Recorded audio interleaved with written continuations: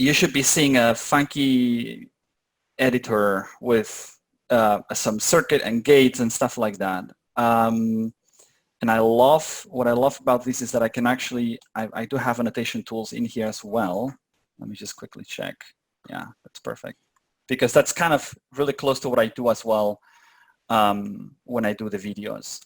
How many of you are familiar with Grover's algorithm, first of all? Just because if not, I mean, one of the things that I wanted to go through before I dive into sort of exploring the algorithm, which is what I wanted to do today with you, is, first a little bit through the tooling that I'm going to be using, because I'm not going to be coding. I'm going to be using what you see in the screen, which is basically a visual quantum circuit editor called Quirk, which is done by, that's not my work, so this is done by a guy called Craig Gitney, who runs this blog called Algorithmic Assertions, and he's got a load of content in here about quantum stuff.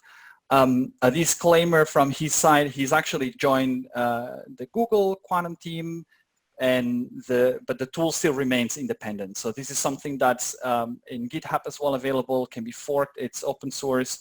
And indeed, actually I use it, I do have a version of this myself that I'm using to play some puzzles with guests on the channel.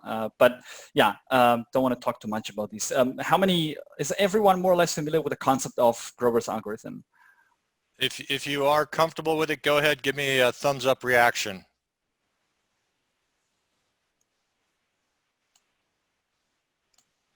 Can I see the thumbs up? Anyway, I'll give you a number here in a minute. Cool. 1, 2, 3, 4, 5. So 5 of us, if asked what Grover's is, we could respond. So 5 out of, what have we got here? 18, so. Okay, cool.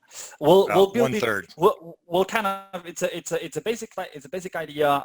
So we'll build it from scratch, and then we'll kind of tear it apart and try to understand what's the intuition behind the algorithm. That's kind of one of the things that I usually do in the channel. So, and if I go too fast and someone is getting lost, let me know, stop me at any time, and I'll try to explain or rephrase whatever I'm trying to say. So, but first, quickly, so you can just get familiar with the editor, because there's a bunch of stuff in here that can confuse people in the first place. It's not something that, it's not a fancy IBM Q composer where you have everything really nicely designed.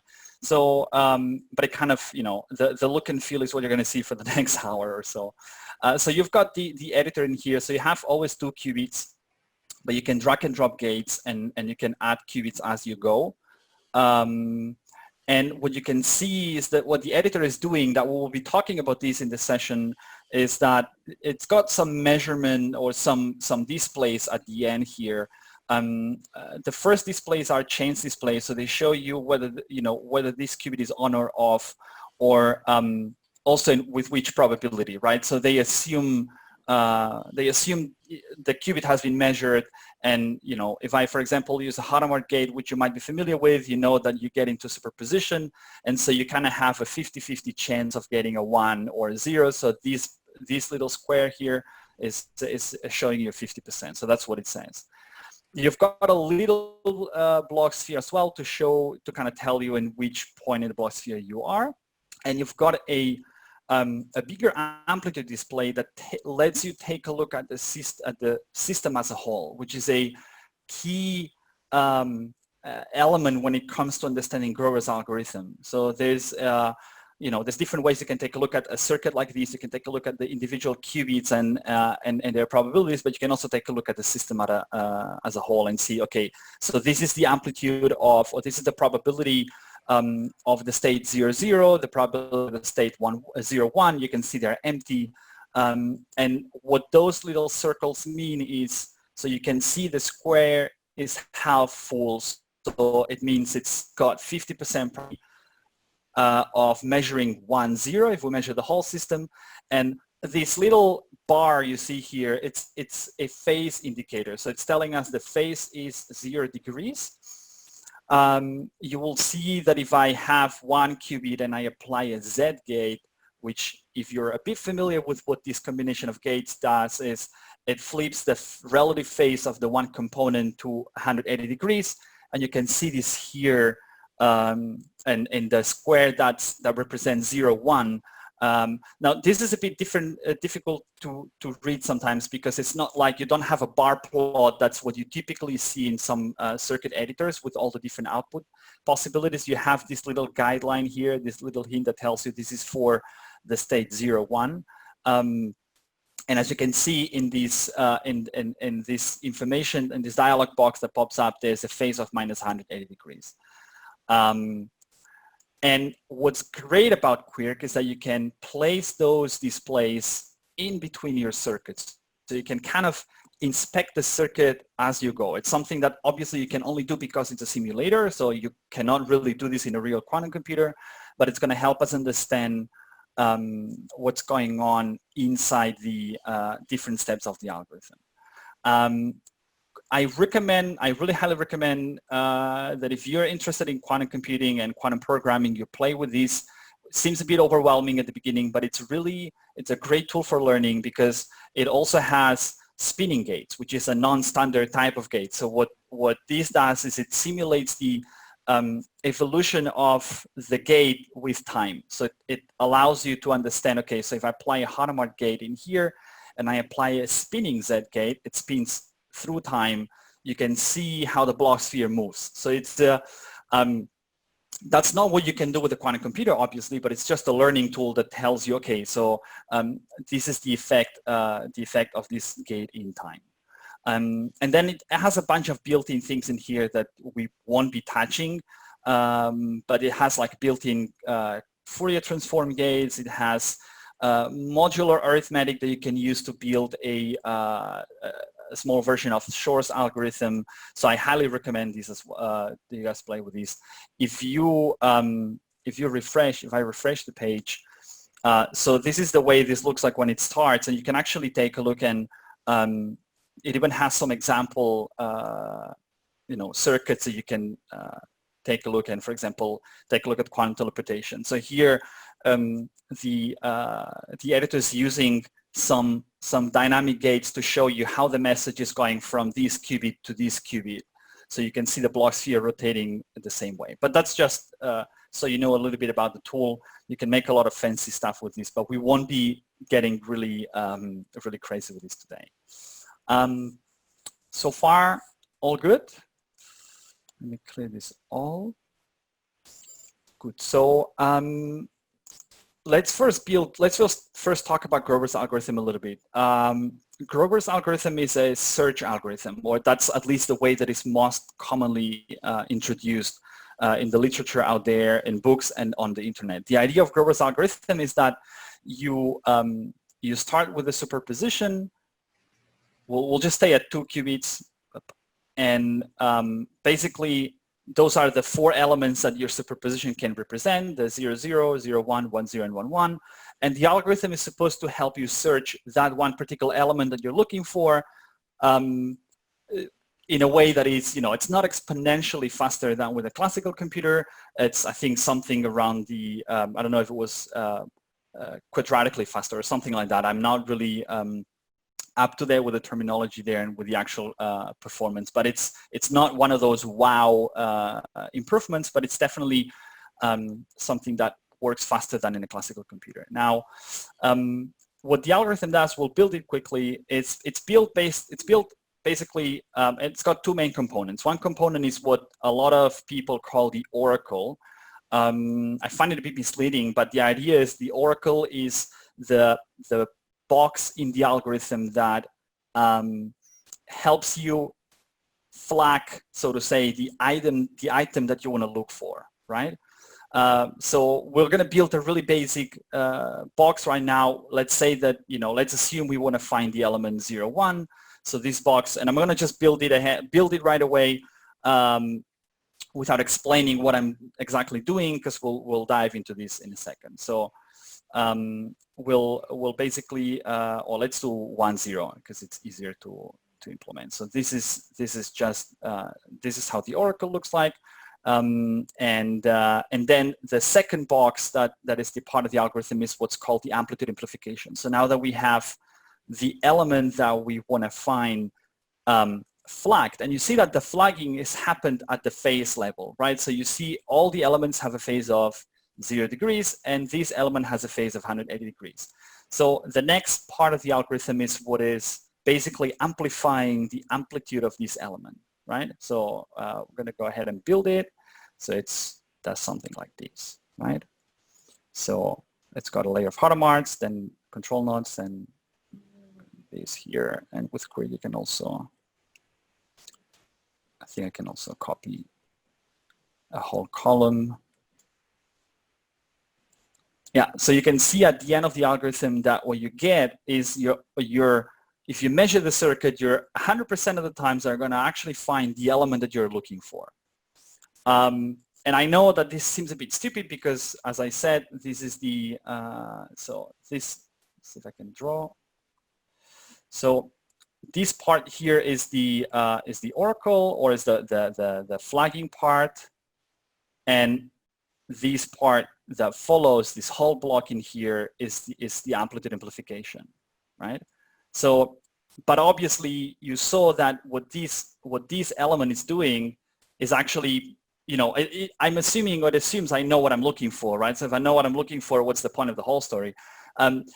This is just an example to introduce the algorithm. So the idea is that black box in here, so that's something that it's problem specific, right? So it's something that you're going to have to adapt based on the problem you're trying to solve. I mean, you're not just searching usually stuff because you want to search for stuff just for fun, but there's some you know, goal behind this, right?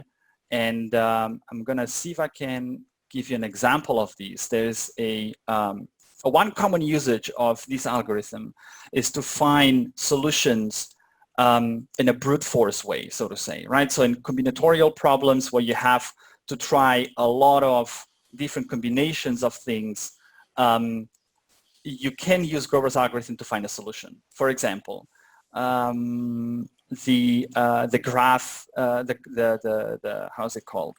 So I have here the max cut problem, right? So this is a paper that explains how to solve the max cut problem with Grover's algorithm, and with a version of Grover's algorithm that works in machines that already exist now. So the max cut problem, and I'm not going to go too deep into this, it can be simply explained in terms of coloring a graph, right? So if you have a graph like this one here, the max cut problem says, well, give me a combination of colors. You have two colors to pick, right? Blue and red.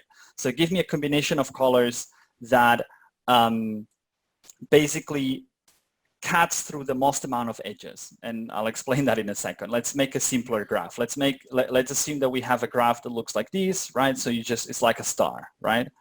So, well, it's actually this is actually a star graph, so I don't really need to draw it again.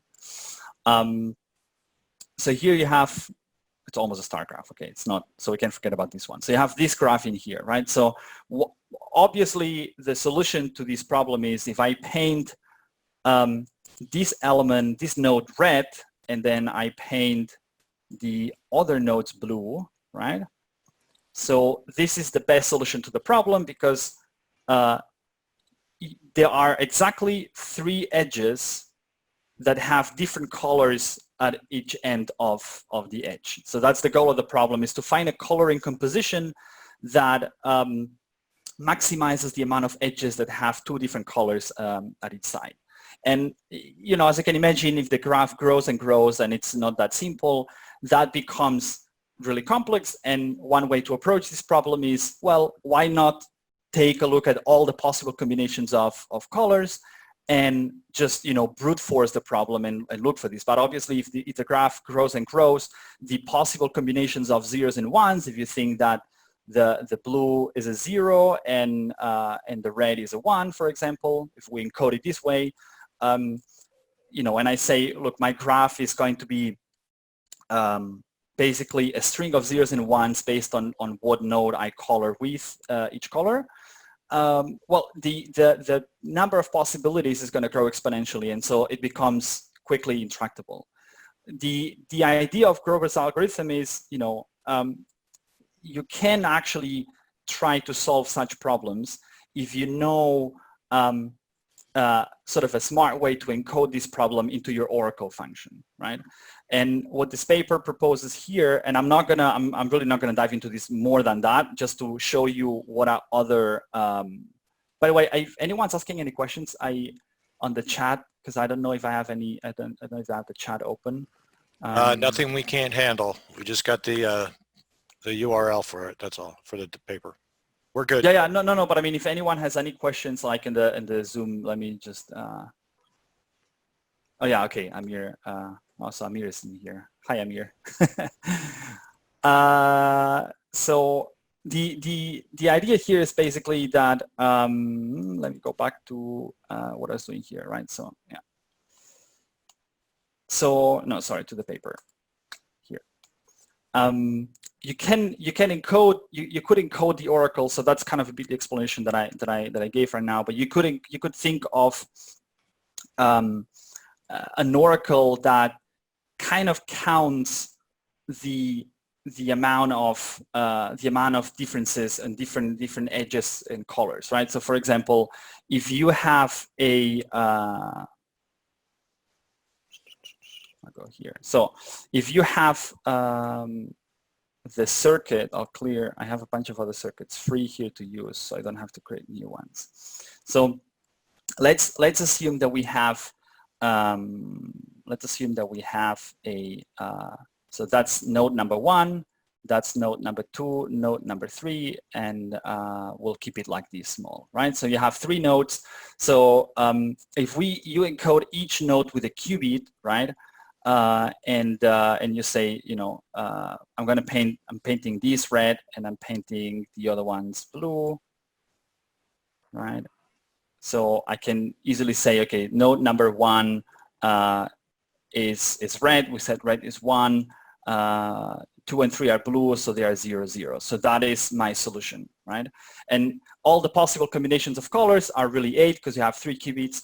So that can easily be represented with a superposition. So if I start with a superposition here, and I'll show you what the amplitudes are, you can see that each element of the amplitudes can be one possible solution. So a way that you can use the Oracle to help you solve this problem is to say, look, there are edges between the qubit 1 and qubit 2, and there's an edge between the qubit 1 and the qubit 3. So I can, you know, I can try to use a technique like, for example, you know, using a control node or something like that. I'm not going to get too much into detail here, but you can use a technique like this to then say, okay, so if let's assume this is qubit 1 for the sake of the example, and I use a control node in here. Basically, what I'm saying is, if the possibility of if qubit 1 is if qubit 1 is 1, right, this control node will be activated, and so it will flip the qubit 2, which if the qubit 2 was 0, right, it's gonna basically turn it into a 1, right? And so what I can apply now is I can apply a Z gate, and what this has done is it has shifted the phase, right, of all the elements in my superposition. I don't know if you can see that well, that actually have that particular pattern, right? So you can basically build your Oracle in a way that actually flags the elements of your problem that are relevant to you. Yeah, I don't know if I explained myself really well, but this is the Roth idea. So for the rest of the session, we're going to be using a dump Oracle. So we're just going to be you know, assuming we're going to flag one element 1, 0, and that's it. But you can. This is where you encode the logic, or the thick and the meat of your problem is encoded in how you build the Oracle. I hope that I have at least made it clear enough that it's not just a dummy. Let's find one element and that's it. So okay. The next block that we see in the algorithm, so we said, okay, this is the Oracle, and for the Oracle, we're just going to assume believe me, this gate flags the element 1, 0, and we're going to assume that's it, and we don't care about any particular problem. So now we want to find that element, right? And the next piece in the whole story is amplitude amplification. So this is kind of where my journey with Grover's algorithm started, because when I was taking a look at this algorithm and I was trying to understand how this works, I basically found myself reading something like this, right?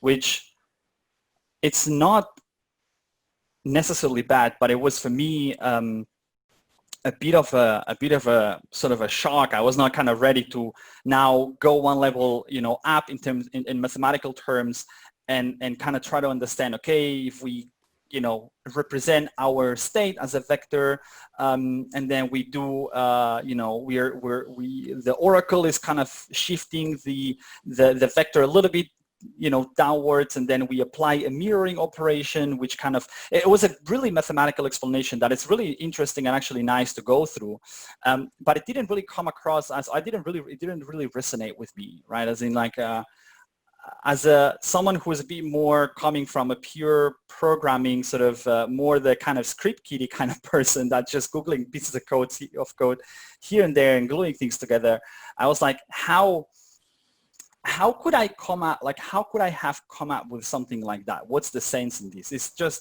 this just someone, you just do the math and come up with the gates, which is kind of, one way to approach a problem, or is there a more intuitive way to understand how this works? And that's kind of how I got into sucked into the problem, or sucked into the algorithm to kind of try to understand what's going on in here, right? And one of the first things that you kind of see is that if you start placing an amplitude display in here, you can see how this evolves with time, right? So we have here our amplitude amplification, our oracle has had effect now, and we have one element that has a phase of 180. If we place another display after the Hadamard layer, I mean, to be honest,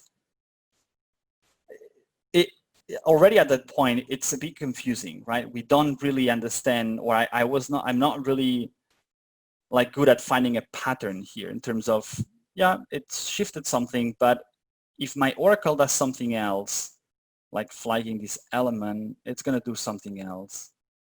And then I don't understand really why those X gates need to be here at all. So, it's kind of confusing. And I think one of the most illuminating discoveries for me was to understand the concept of interference at the smallest level possible, right? At the 1 qubit level, because everyone talks about interference. Everyone says, yeah, quantum computing is about interference. And it's about kind of, a bit like composing a piece of music and figuring out the right way to interfere the right answers with the wrong answers, and the wrong answers with other wrong answers, and then finally getting to your solution. But you really never talk about interference, or you never really see anything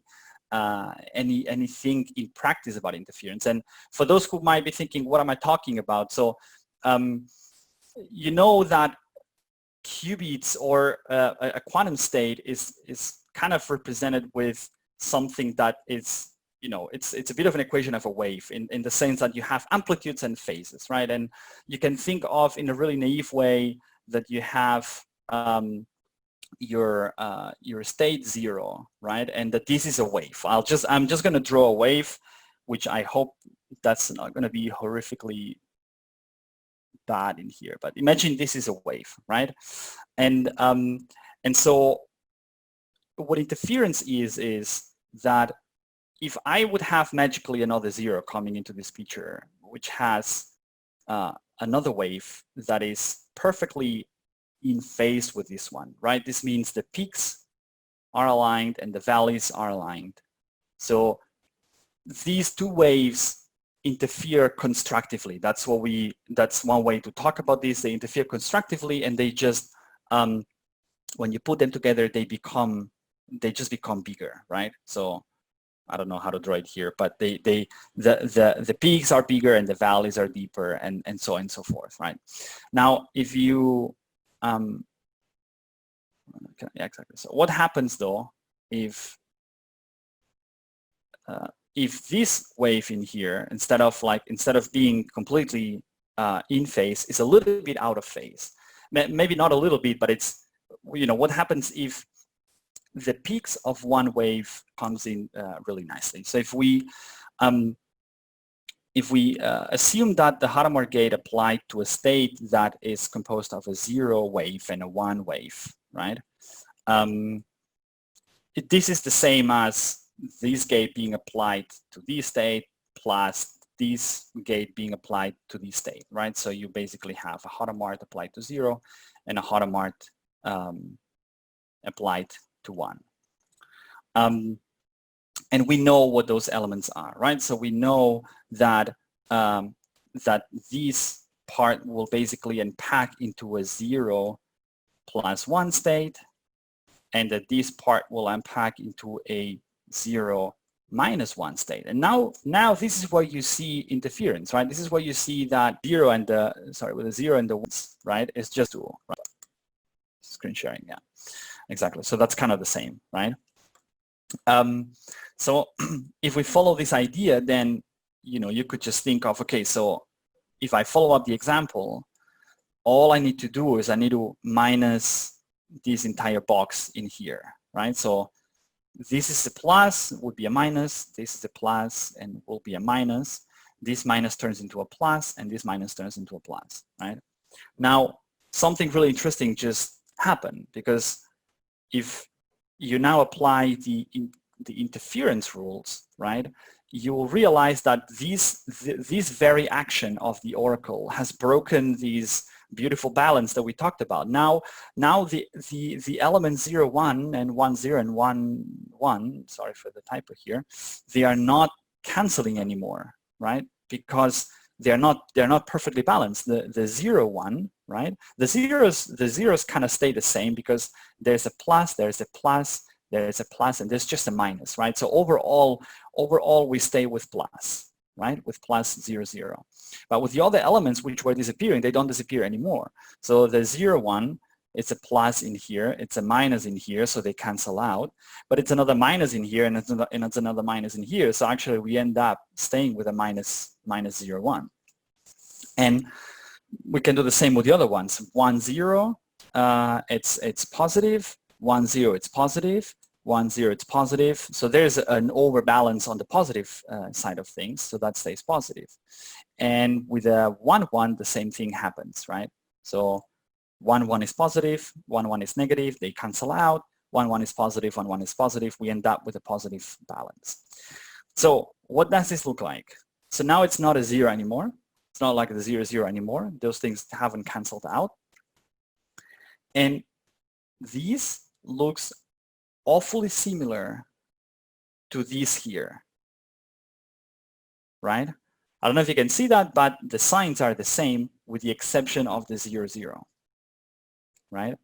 And so this is a bit the kind of aha moment of, I don't know if you're starting to see how amplitude amplification works, right? So we have applied a Hadamard layer here that has done all this fancy, work that I just try to draw here in a really messy way. But now, if we somehow manage to change this sign to be minus, right? Then we will basically have the state minus 1, 0, which is, it's kind of what we're looking for, right? We're looking for 1, 0, really. And so the obvious way, an obvious way to do that is with this construction in here. That's the reason you need the X gates in the first place, because you cannot flip a phase with a control Z operation for like the 0, 0 state. It's the only exception if you, let's see if I have a free one here. So if you, I think I can't clear the screen. Yeah. Anyway, you can't really where's Grover here, so you can't really flip the face of the 0, 0 element, because the control Z will always this Z will always expect this qubit to be 1 in order for this to be for the face to flip, and so you sandwich it with a layer of knots to kind of create the opposite effect, which is flagging the 0, 0. And and then you're done. And then if you apply a Hadamard to these, you can again do the whole interference game again. But I mean, we know that it's, if we apply, we just saw before that we apply the Hadamard to a superposition that we, that's one of those 4, we're going to go back to that original element, or what I sometimes call the seat of the superposition. So this is basically going to take us to the 1, 0 that we see here. Really, I think I can clear that. Maybe let's just 1 minute pause for a second. Let that, because I probably said too many times 0, 0, 0, 1, 1, 0, 1, 1. Have you been able to follow somehow? Like, is it somehow clear? Do you have any questions, or was it all this just nonsense so far? Have I gone too fast? I tend to speak too fast. I'm in, folks.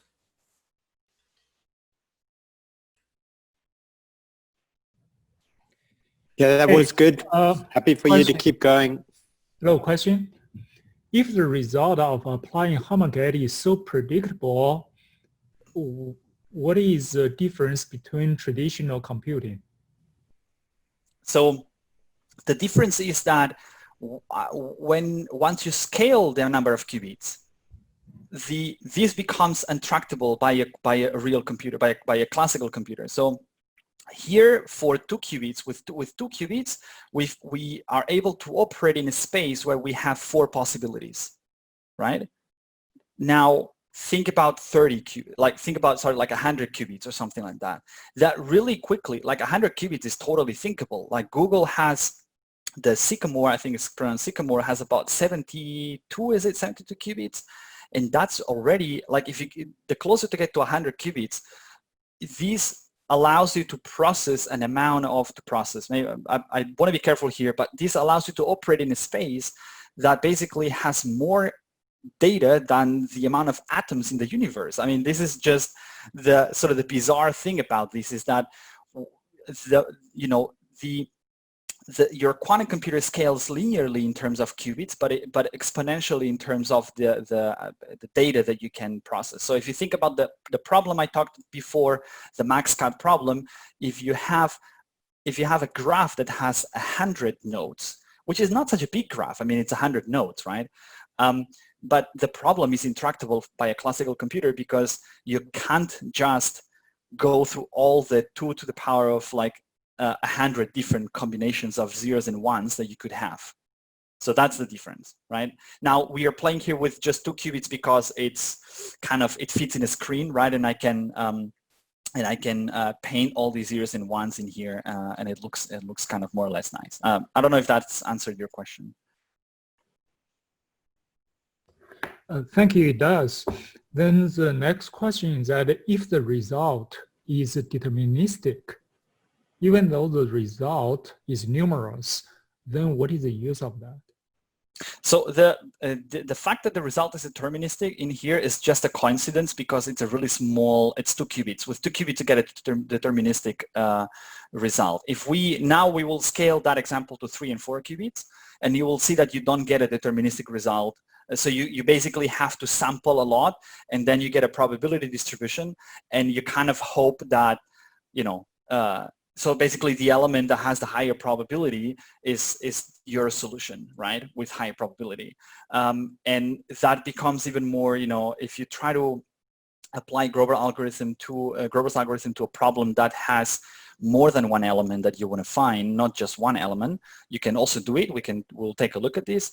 Then this probability spreads even thinner quicker, right? So you really quickly will see that at some point it's really just almost, you've got like slightly over 60% chances of actually getting getting the result that you're looking for. So it's not all happy and perfect. It ends up with a lot of sampling in there. Yeah. So what is the result you're looking for then? If you have less 2 to 72, 2 to the power of 72, you're talking about a huge number. What are you looking for?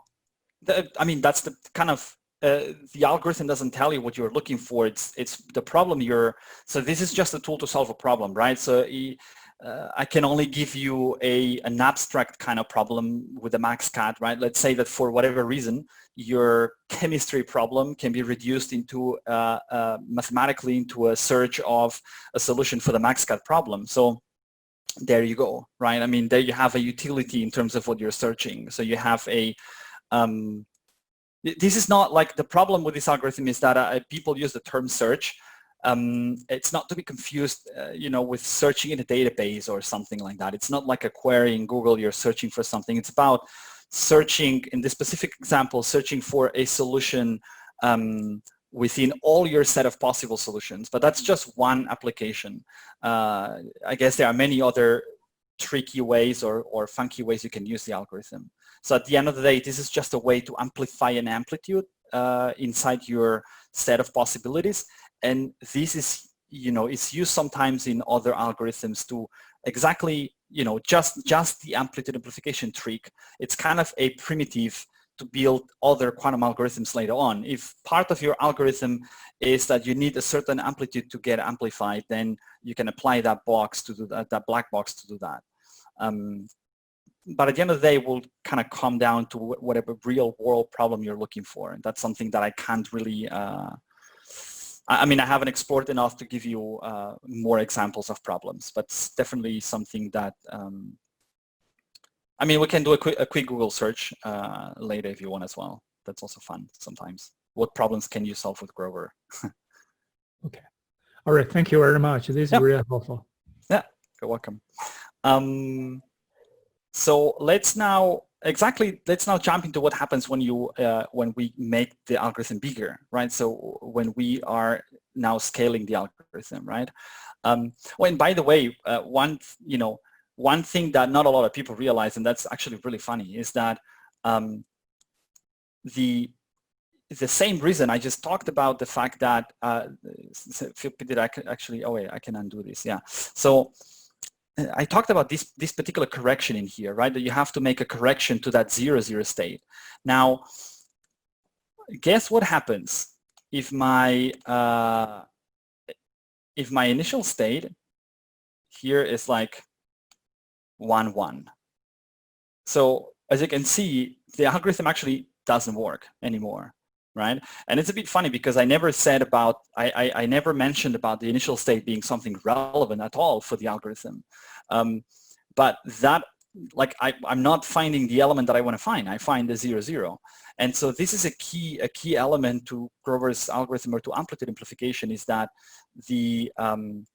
that this part in here is something that depends on the initial state, because the correction that you're making, this correction of the 0, 0, so you get the state that you want, it's dependent on what state you started with, because that's kind of the state that by means of the principle of conservation of information is the state that kind of stays alive throughout the whole interference process. You start with the 0, 0, you have the 0, 0 in here, you have the 0, 0 in here. So this information is preserved so that you can come back to it, right? And if your initial state, and I'll clean this already for good. So if your initial state is 1, 1, and now I remove the X gates, because that's what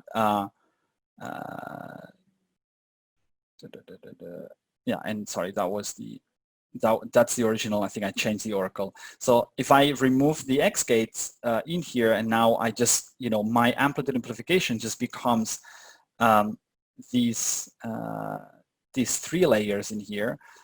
Now I see that I find again my element, and this is because the element here, that's the correction, it's correcting exactly for the initial state, right? So this is a really important element. And this is kind of the same reason why the algorithm starts to break as you have more and more qubits, and we'll see this now in a second. So, Daniel, there's an important part about this, though, that I'm realizing this time around. What's cool about what you just did is if you start in that one state prior to your first Hadamard's, you've actually reduced for each amplitude amplification, you've reduced the number of additional gates. yeah, It seems like that could be an optimization. yeah, totally. That's actually, yeah, I mean, again, you kind of reduce the amount of gates to the expense of having to prepare a certain initial state, which kind of at that point, I guess, depends on how well your machine is able to do that. But we've kind of removed 4 gates versus having to prepare 2 qubits in the one state, which should be, there should be definitely a gain in here. You know how I discovered these? Because when I first started playing with Quirk, and I did like what everyone would reasonably do, is I saw that, oh, look at this, there's a Grover search implementation, and I look at this and I was like, what the heck is this, right? Where is my amplitude amplification here, right? And you can see, and I was like, why there are not gates at the very beginning, right? This is another type of display where you can see all the different elements of your superposition, and you can see in this example, that's a built-in example by Craig, that this particular element with each iteration increases in probability. And now we'll take a look at these in a second, right?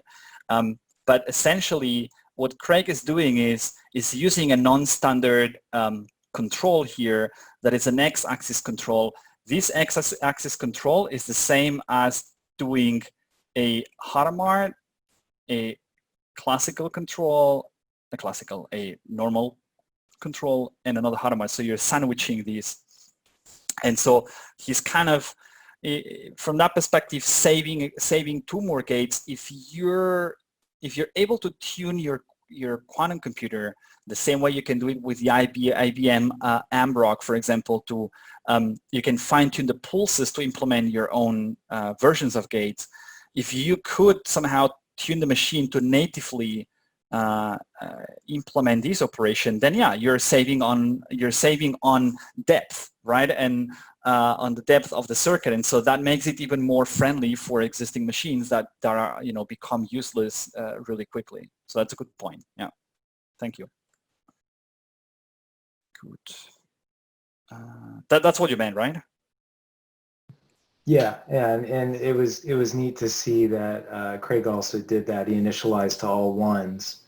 Yeah, exactly. That's for that state before going to the Hadamards. Yeah, it's one of those things where it was passing me forever because I was not like, I couldn't figure out why the heck is he going to the state 1 in the first place. So good. Now I think I've lost my, but we'll build it quickly again, no problem. So we had Hadamards, we had a control set in here, and we're now gonna just, so I'm now gonna scale these to, let's go like straight into 4 qubits, right? So for these, I just need to add, I just need to kind of make that bigger. We'll flag the state 1000, and well, I think I can just do these. And so here, as you can see, we have to extend the amplitude amplification to correct for the right state. So we're starting with the 40 state, and so we have to do the same thing here.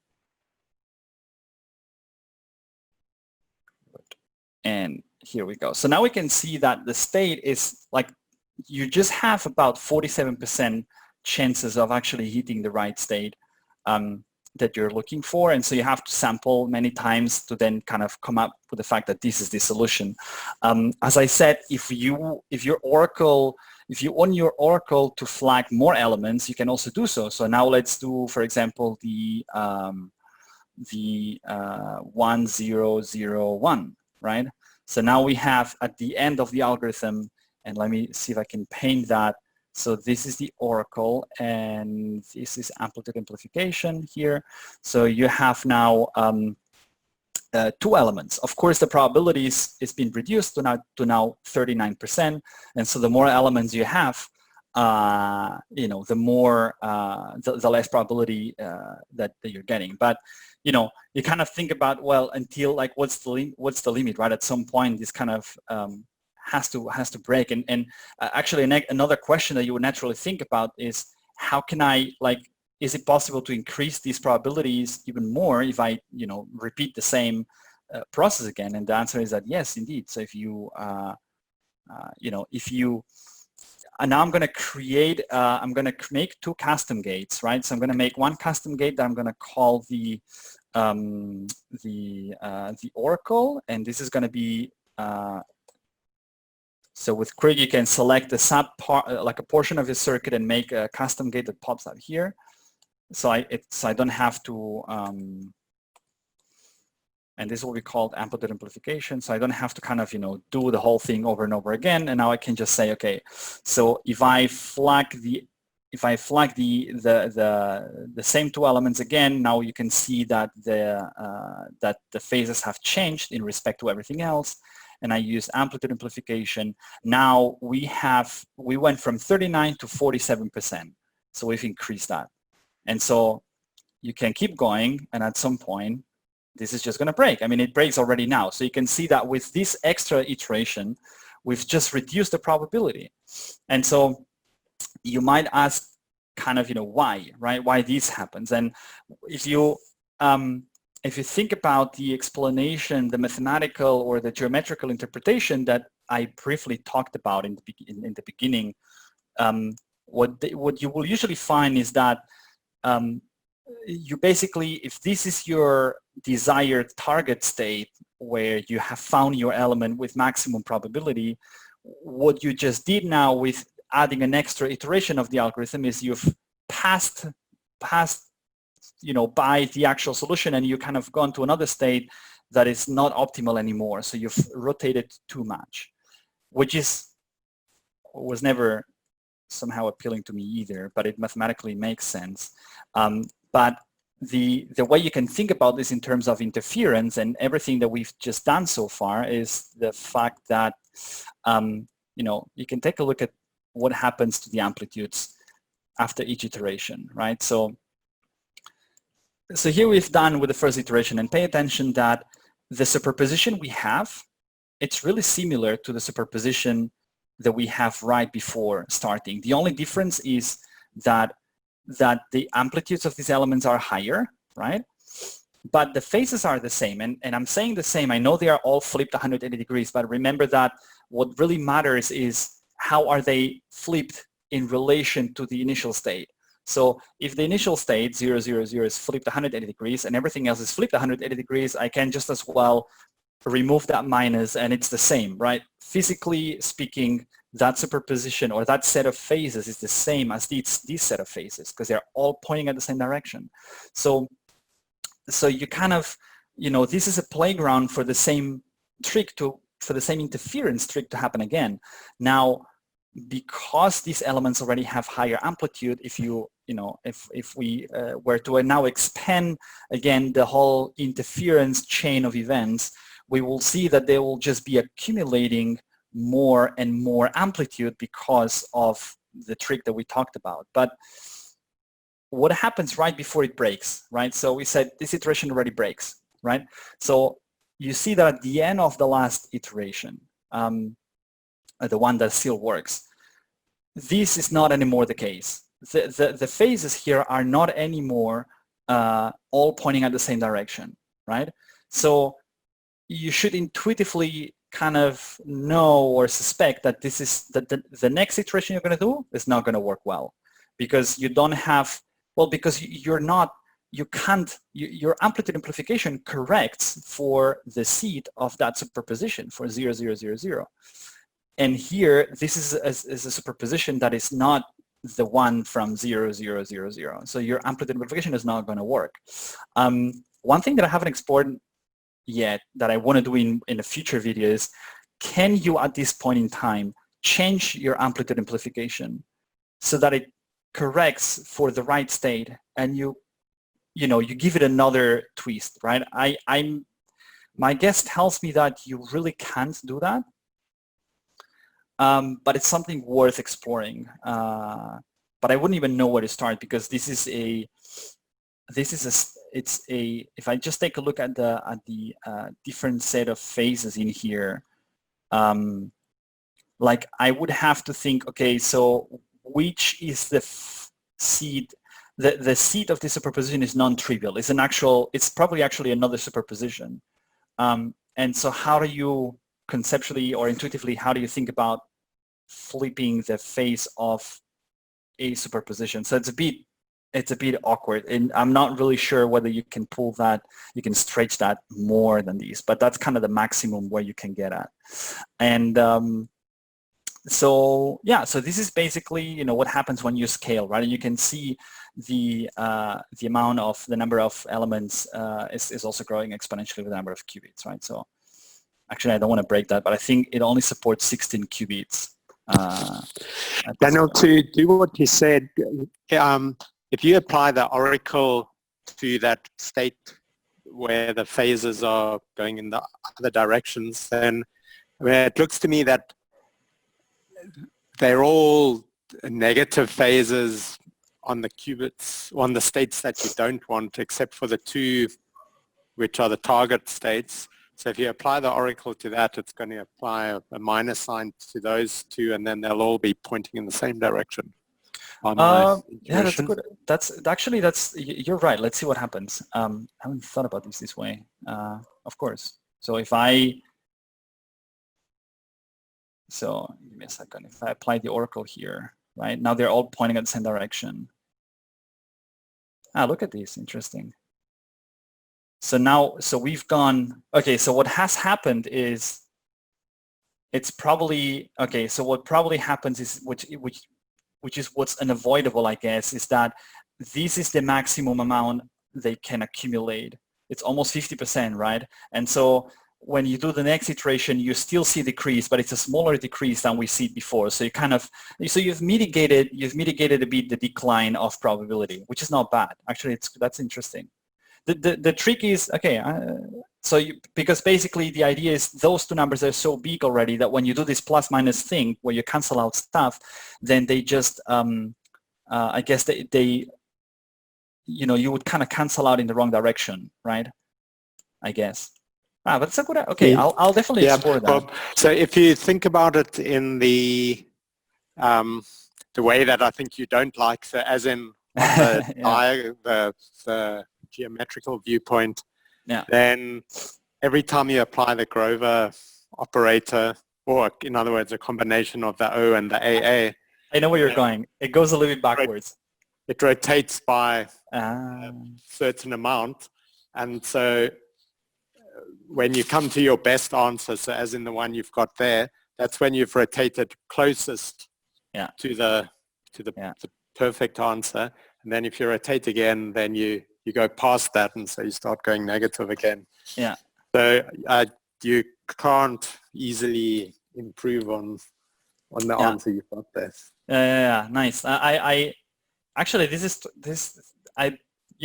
of the things that I'll definitely do is I'll try to do a really full detailed breakdown on the mathematical the geometrical interpretation. Because I have never done this. I kind of gone through this and thought, and kind of like thought to myself, I roughly understand what they're doing here, but I never felt comfortable enough, and maybe I should do that. I think doing uncomfortable things is what makes us learn more. So, but thank you. That's a really good point. Yeah, nice. And actually, this kind of takes me to the next point. Maybe how much time we've got left? Okay, cool. Still some time. Because you kind of think about, okay, so as I grow the amount of qubits, right? If I have to be aware of how many times I have to operate or have to kind of repeat these, and I also want to know how many maybe elements I'm kind of looking for. That kind of depends. I think those two things really depend. It's not that they depend on each other, but the more elements you're looking for, the more stretched out those probabilities will be, so the more you have to repeat to get them up enough so that your sampling works with a certain confidence. you're probably asking yourself, okay, how can I, like, is there a way that I can count upfront, or I can know upfront how many elements are flagged in there, so I know, whether, I know how to optimize the amount of iterations that I do and all this kind of stuff. And this is something that there's actually an algorithm for this, but there's a way that I've been recently exploring to attack the problem, that I don't know if it's really, correct 100%, but I wanted to kind of walk you guys through this as well, see what you think, because it's using what I've recently learned. It's called the Hadamard test, which, to be honest, I didn't know it was called the Hadamard test, but my intuition kind of came from the fact that, okay, maybe let me first try to do one thing. So I'll try to pack the entire algorithm into one black box, right? Into one gate. So so I will not start with the. I'm a bit unsure whether I should consider the first layer of Hadamards, but we'll try to go with just the elements and yeah.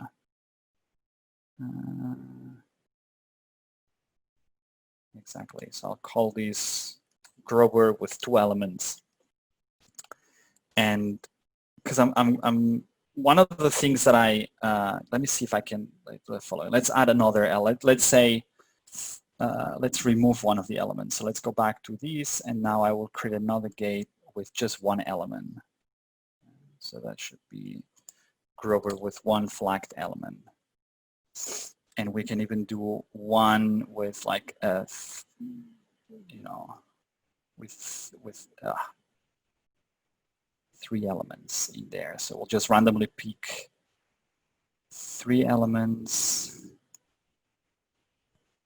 and I will call these G3. Good. And I will just clean the whole thing. Oh crap! Sorry, I have to go back. Yeah. Clean the circuit, so because otherwise I'll lose the gates as well. So now I'll go back to we're using 4 qubits, right? So I'm going to keep one work qubit at the top just to show you what I.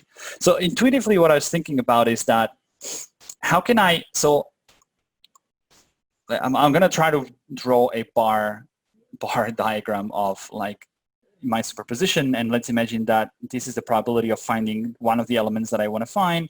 The other ones are like fairly low, and there's another element in here, right? They're fairly low in here. So let's assume it's something like this and it goes on, right? So what would be one of the things that I kind of realized is that if we were able to compare a run of Grover's algorithm with a run where nothing happens and you have like just a uniform superposition, you could, or you should be able to, or you should be hitting these more often than these, right? Because you've got more probabilities piled up in here. So this is something that if you apply a Hadamard here, right, and you control Grover, say Grover 1, right? So what you're saying here is you're saying, okay, so now I have a state in here that is 50% chances of, being 1 or 0. And so I'm going to entangle these with an entire register that runs Grover's algorithm. And kind of, I thought, well, this somehow there should be something in here that should be able to tell me how many elements are here, because if now I have, roughly speaking or intuitively speaking, if I take a look at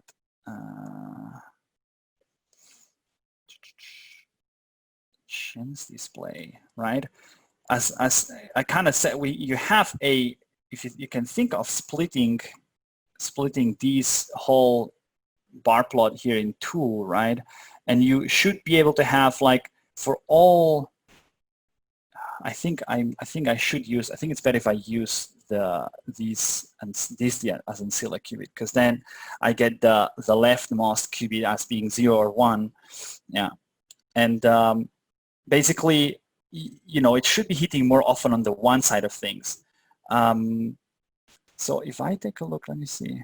I haven't played with these a lot. I just played with these a couple times, but I know because maybe it doesn't, because I keep, oh, wait a second. If I do these, exactly.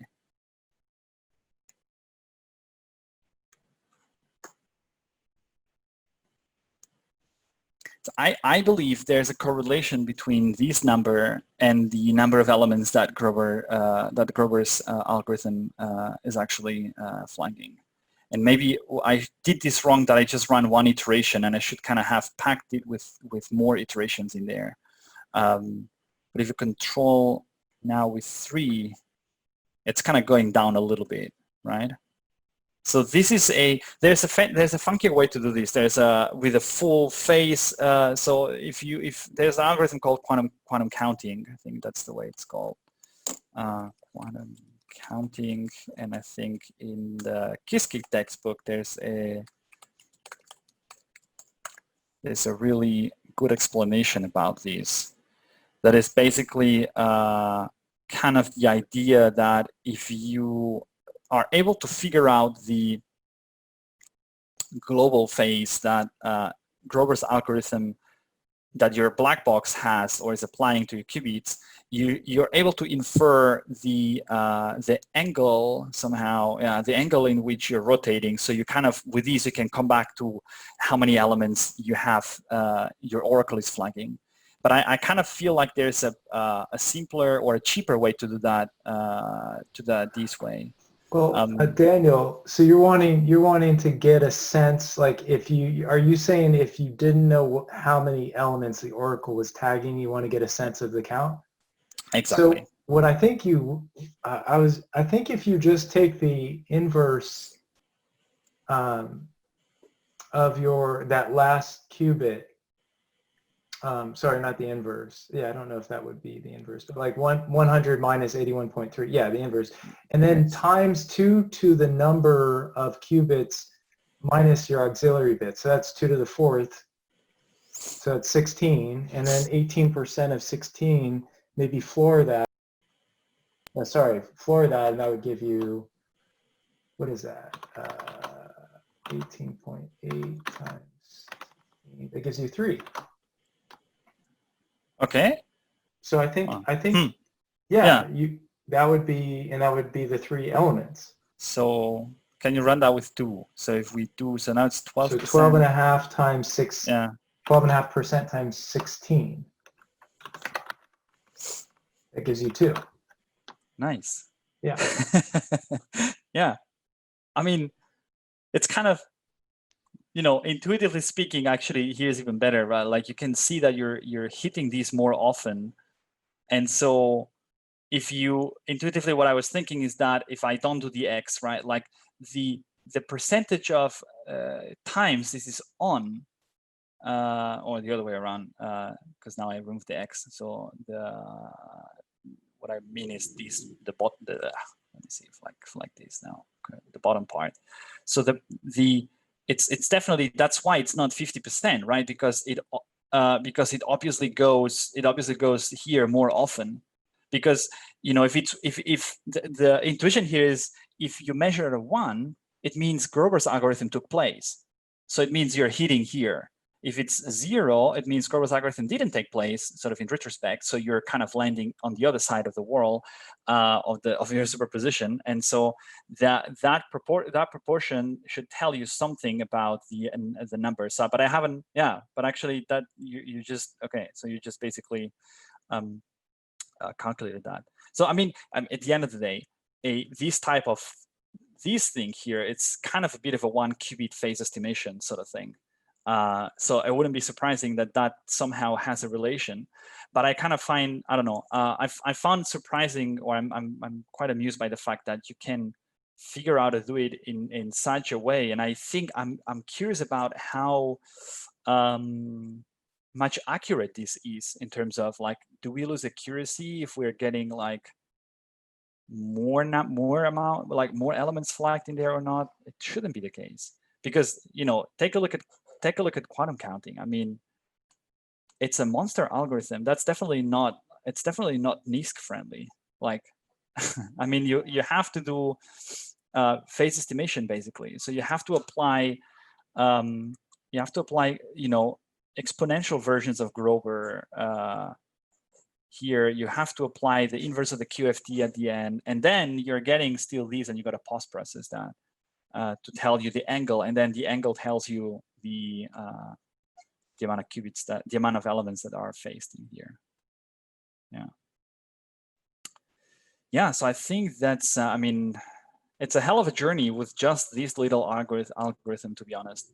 But I don't know. I think there's definitely a lot that I've learned in there that it's nowhere in any tutorial out there. And I've got basically a, to be honest, that hasn't really been, a raw exploration like I would usually do on a channel where I literally came to these from scratch, but just not, that took me, let me see, if I go to, I'll probably have to open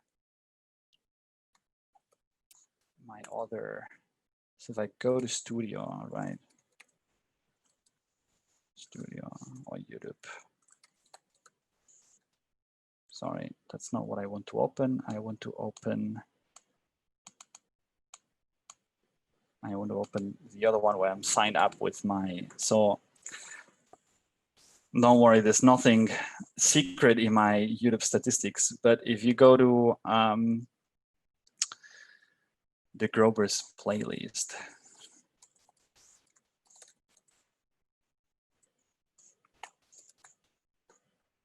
So that's Grover for NIST machines, but like it's 37 videos. And each video is like, they go from like 50 minutes to like 10 minutes to like sometimes 1 hour. And so I wouldn't have been able to squeeze that into this 1 hour and a half session, but I just at least wanted to kind of give you the gist of what I sort of came down to with all these little explorations here and there. I think it's I don't know. I thought it was interesting to share these, and I'm definitely far away from being an expert in these, and there's much more to explore here. But yeah, I hope that was somehow helpful. I'm trying to think as I talk whether there's anything else that I kind of could share about Grover's algorithm. I think that's it really. So I don't know. Any questions, thoughts, ideas?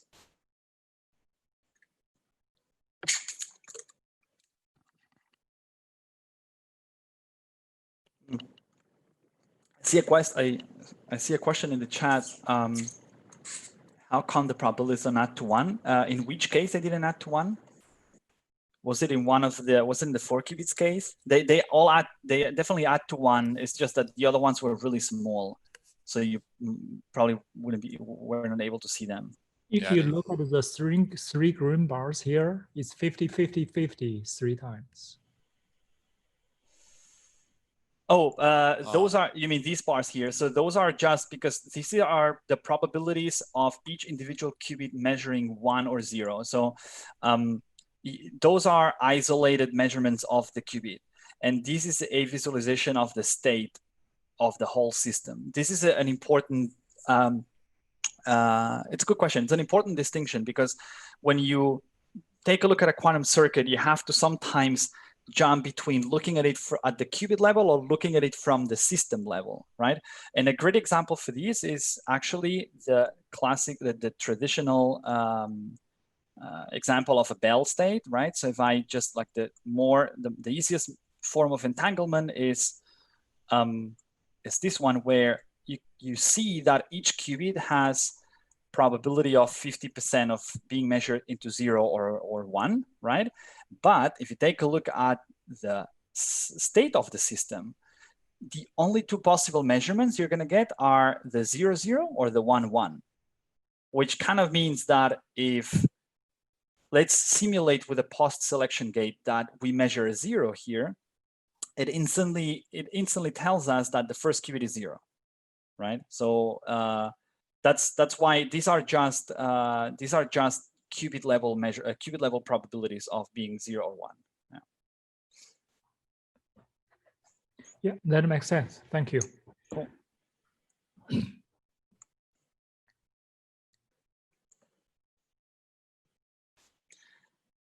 yeah, I mean, you know, if I hope that at least I was able to kind of awake a little bit of you know, curiosity in at least one person in the room.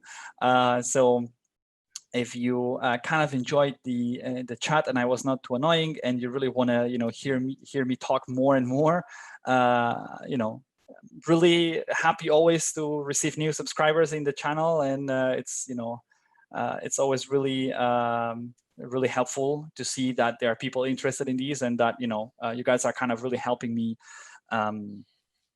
push this thing forward, which, you know, it's an amazing thing, to be honest, from that side of the screen.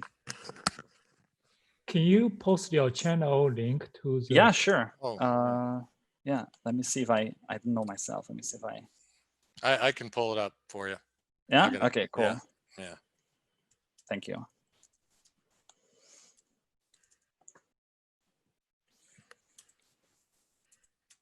Anybody else?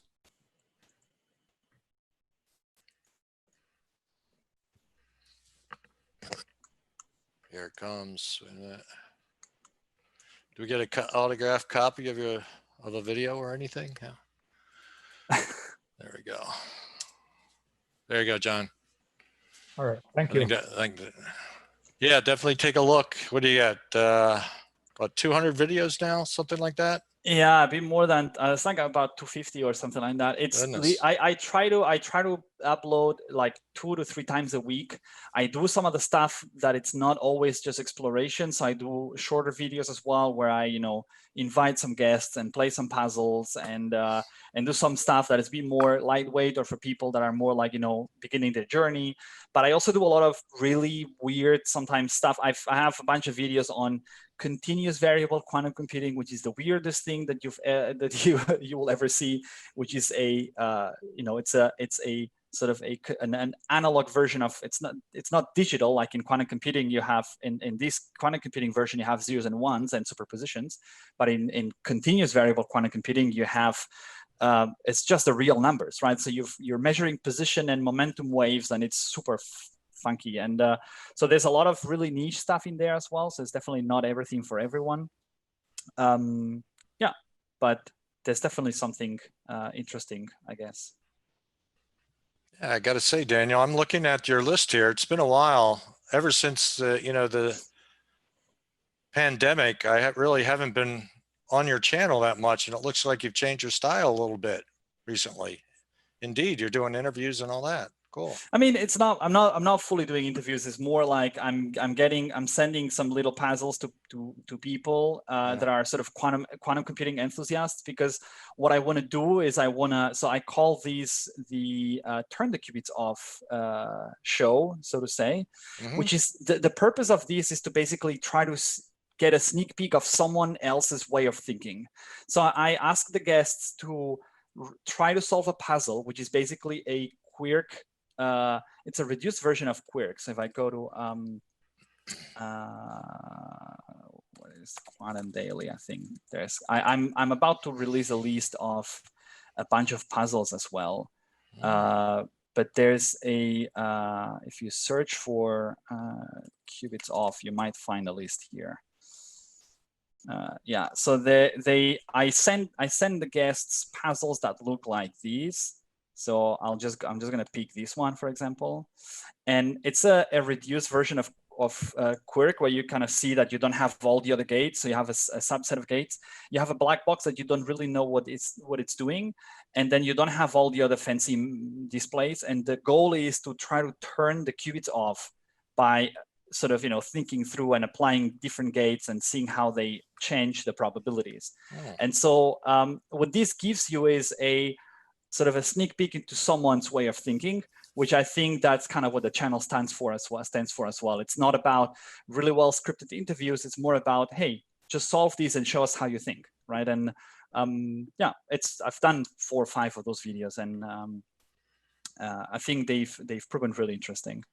Yeah, in fact, I took a little bit of that idea. I had a summer camp today, so I'm teaching a bunch of junior and high school kids, and we're going through the knapsack problem. I'm working through D-Wave this past 2 weeks. Okay. And so I haven't done it in years, but I actually kind of took your style with the students, solving a knapsack problem in classical. We're trying to get them to understand that before we put it on the D-Wave. And boy, that's humbling. I'm used to sitting there at a bar with a napkin and working it all out, but then when I tried your style today, and boy, that's humbling, man. I mean, it's one of those things that like it's, it feels intimate, right, to some extent, because it really exposes one's own weaknesses in terms of thinking. And but it's a really interesting experience. So I really recommend this to others as well, to kind of, not only with quantum computing, but with other topics as well. I think it's a marvelous way of learning. Indeed. When I was, taking courses in computing, programming languages and such, it always felt like an idiot because the instructor would stand in front of the class with a scripted, the code's been worked on, prior to the class, and they just crank it out without making any mistakes, maybe a typo here and there, but on the board. But, it always amazes me because it makes the teacher look like a genius when in fact he or she, makes mistakes just like the rest of us, and the students just see this, this sequential order of creating a program. Yeah, exactly. And it's just so bogus that, there's tons of flaws in there. And I think, I mean, that's the brave soul to let that be exposed. Exactly. I mean, that's, it's kind of what you got today here. It's really a, sort of the final version of where I got, right? But if you really want to see that process, go and take a look at those 37 videos. I mean, at least 2 seconds of each video. I need some more. I need some more watch time. So if you guys can just put some videos in the background, that's gonna. No, kidding. But the idea is you've got all those 37 videos in there that take you from scratch to what we've seen today, right? And yeah, that's quite amazing. As a social scientist or a psychologist would probably enjoy it because you can see, the go back and step back, go forward, go left, wrong turn, etc. I wonder what would happen if you would feed these videos into a machine learning algorithm. Yeah, robot would be going in circles, man. But end up in the right place, right? Exactly. Anybody else? Well, we got Daniel one-on-one here. Any comments? How's the weather in your respective homes right now, people? Anybody? Okay, well, if I do my calculations correctly, what is it, like 1:30 there, Daniel? Exactly. All right, well, we'll get out of your way then if everybody's going to be gun shy here. Thank you very much. Definitely appreciate it. Thank you for offering the possibility of joining you guys in this Quantumapalooza concept, which is it totally flew under my radar. I really was not aware of all that until you reached out, and there's definitely a lot of stuff going on in there. Yeah, well, we have secret signals and everything like that too. It would take you a while to understand, but no, it's Quantumapalooza was originally 3 weeks of just content every day from the Philadelphia Harrisburg, but now I'm just keeping track of everybody else's content out there in one place because there's a hell of a lot going on live. So anyway, I'm gonna start feeding it to some of the online sites as well. Get the the work leveraged.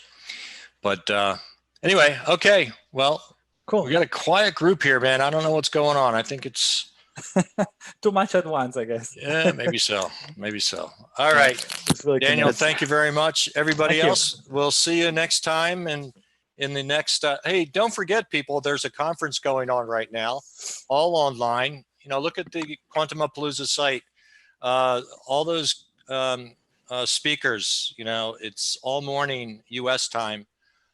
They're all free, and it's usually that conference costs what, $700-800 to attend. So we're able to watch it for free. So take a look at some of those talks. Good night, everybody. if you sign up for the conference, they'll send you the links to the recordings. Yeah, I mean, just sign up and the links are all in one email and you just click and kind of go. Thanks, Tom. See you guys later. See you. Bye-bye, George. See you around. Amir. Bye, everyone. And Bye-bye, just so David. to be Thank aware, you. Bye. those links for the conference are only active for 3 weeks. So you've got 3 weeks to look. Ah, thanks. Do you know what they're going to do with the recordings? Well, they've in those emails, it says you can look at the recordings for 3 weeks and then it doesn't say thereafter, but they may disappear. Okay, well, 3 more weeks of binging then. I'm burned out. See y'all. Thanks, Amir. See you all later. Bye. Good to see y'all. Happy computing. Thanks again, Daniel. Appreciate it a lot. Thanks.